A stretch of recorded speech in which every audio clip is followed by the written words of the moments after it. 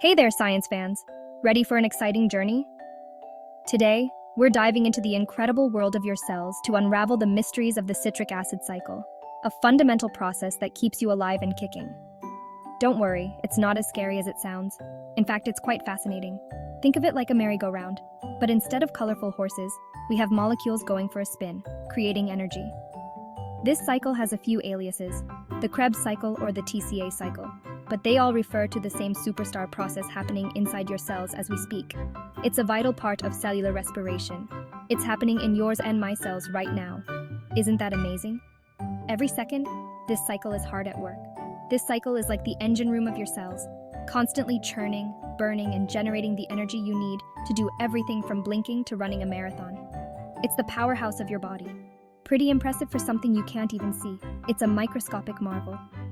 So buckle up, science enthusiasts. Get ready for a thrilling ride. We're about to break down this essential cycle into bite-sized pieces, making it fun and easy to understand. Stay tuned and let's explore together. Every good engine needs fuel, right? For the citric acid cycle, the star of the show is a molecule called acetyl-CoA. Think of acetyl-CoA as the VIP guest arriving at the merry-go-round, ready for a wild ride. Where does acetyl-CoA come from? Well, it's made from the breakdown of carbohydrates, fats, and proteins. Yep, all the good stuff you eat eventually finds its way to this cycle. Once acetyl-CoA enters the cycle, it's like hopping onto that spinning merry-go-round. It combines with another molecule, and then the real fun begins. As the citric acid cycle spins, our VIP molecule, acetyl-CoA, goes through a series of chemical transformations like a Hollywood makeover montage. It's a bit like passing a baton in a relay race. Each step in the cycle is facilitated by a specific enzyme.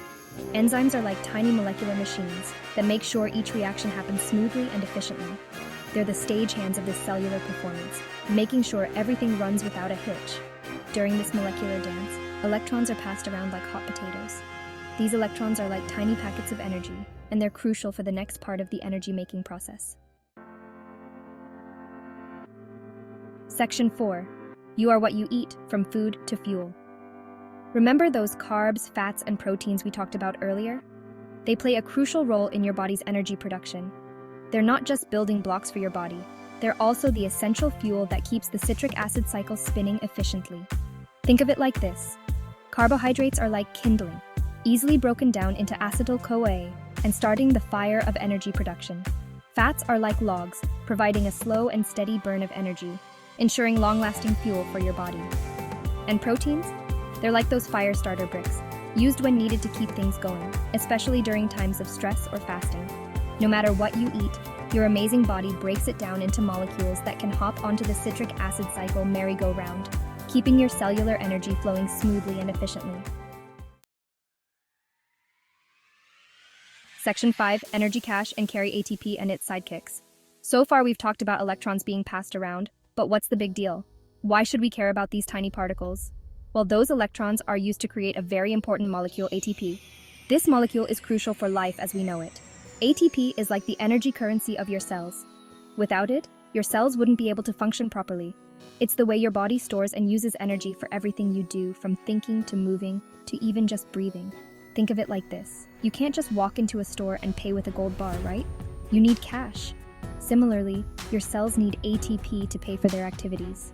ATP is like the cash your cells use to power all their amazing functions. It's the currency that keeps everything running smoothly.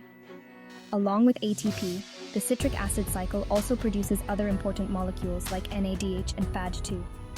These molecules play a vital role in energy production. These molecules are like those friends who always offer you a ride.